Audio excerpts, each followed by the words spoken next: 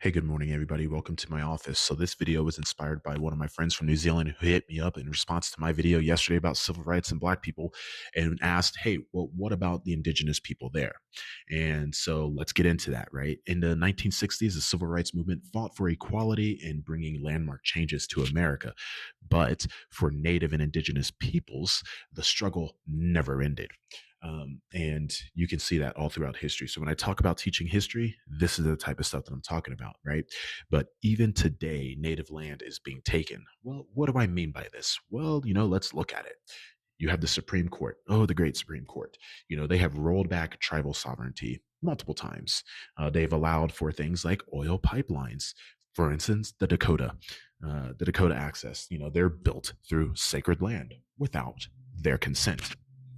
You have to look at native activists. Native activists have said repeatedly over time that we fight every day to protect our land, our water, our rights. But, still, their voices are often ignored.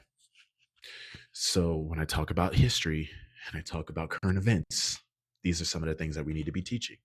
Native communities, for instance, they still face the highest rates of poverty, police violence, and missing and murdered indigenous women. Is that acceptable? No, right? Treaty rights, we signed so many treaties throughout the history of America with the native and first people and indigenous people, and they often go ignored. So much so that we have, gone back on those treaties. For instance, a lot of their elders have said and are quoted as saying they signed treaties and they broke them. They took our land and then they took our children.